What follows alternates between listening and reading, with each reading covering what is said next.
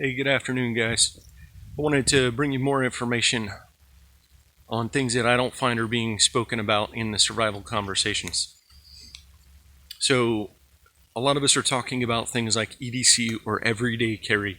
Now, base level kit is a wonderful thing. You should be carrying certain items to ensure your survival or make survival a little bit easier or a little bit more simple. What we're not talking about a lot is how to get that job done, i.e., how are you going to carry these items?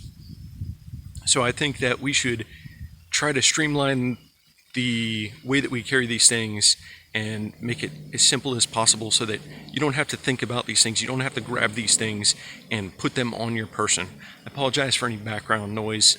I do film outside, so if there's planes and whatnot, that's just the way it goes.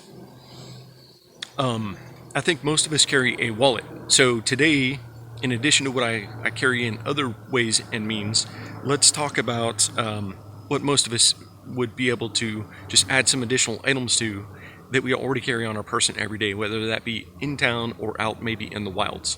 Because you're going to probably have something that resembles a wallet, right?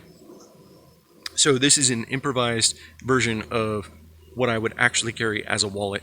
I'm not going to put my actual wallet out there with private information, but I made this up to just show you what some of the possible items are that you could incorporate easily into your wallet. So what does that look like? I've wrapped about a foot of duct tape onto this. Duct tape is used for a multitude of things. I think if you guys are even watching this video, you probably don't need me to preach about what duct tape is capable of being used for. Secondly, we have a bicycle inner tube or rubber band. People will call these ranger bands, but all that is just a simple piece of rubber band that would go around the outside, and I use that to, in addition to being a kit item of its own, that is a way to just strap on some cash or some stuff to the exterior of a wallet to hold those in place. Okay. Actual kit items. A lot of people will say you should be carrying cash. Now, I carry multiple denominations. I believe in carrying some cash with you because the cards can go down.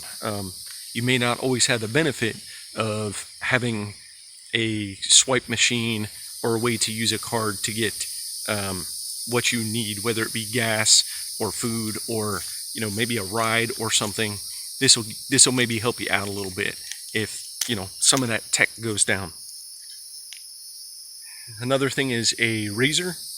You could tuck that away maybe in a wallet. That's going to give you obviously something to do some fine incisions, maybe open up a small game animal or strike a ferro rod or do whatever it is that you would use a little small blade like that for. Next on the exterior, we have something to motivate you, say like a picture or a motivational quote or a religious verse or something of that nature that would just kind of remind you, hey, I've been through tougher times. I can take this. I can deal with it. All right, so that's another concept what a lot of people would put into a wallet.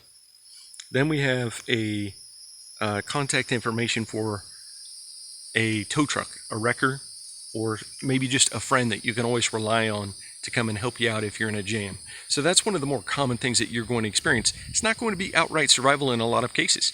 A lot of times it's just going to be something that you need to get out of that's a bind that you just need a little bit of assistance for, right? So you can get back to where they make the cheeseburgers. Because that's civilization, everybody knows, right? Next would be an identification card. You need to be able to ID yourself in a lot of cases. Is that going to be a survival-related thing? No, but this is taking the place, being a placeholder for that. And then also a debit card, kind of along the lines of cash. So a debit card would serve the purpose of getting you a lot of things, but you're going to have access. The reason why I say debit card is because you're going to have access to a lot more than you are just like $100 of cash in various denominations.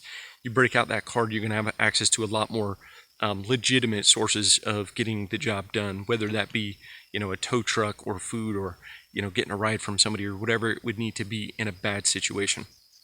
Next up, I have a little bit of first aid to identify for dealing with a snake bite.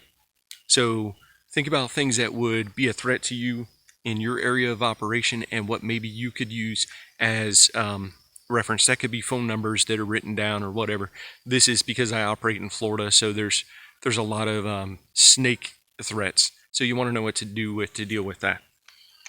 Then we have something a little bit more improvised. This is a piece of mylar from a, you can get these from anywhere, chip bags, candy bars, whatever, doesn't matter, protein bars.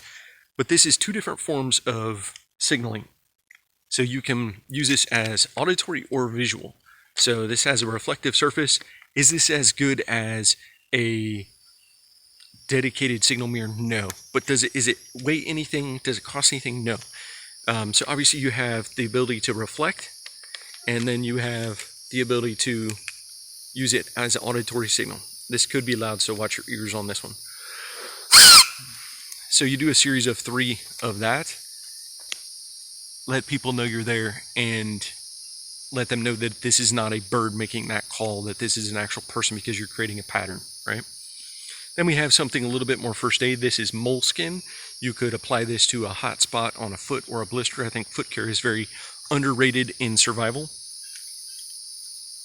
You can also use that as an adhesive, maybe as an improvised bandage or whatnot.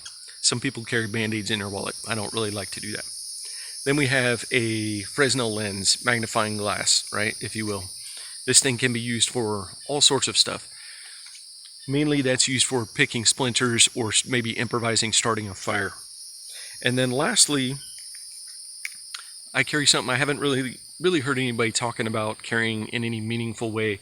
I carry an everyday carry dedicated fixed blade knife, and I believe being able to touch up that knife is important. So I carry this is the heaviest item of all of the stuff that I've put into my wallet, but this is a diamond sharpening card.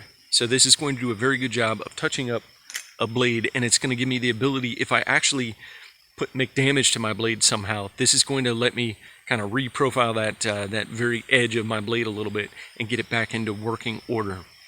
So if you guys are liking this information and you want to get more of that, go ahead, hit subscribe, hit like. I hate saying that stuff, but go ahead and do that. Let me know you're out there, you're paying attention, and you're actually digging the content.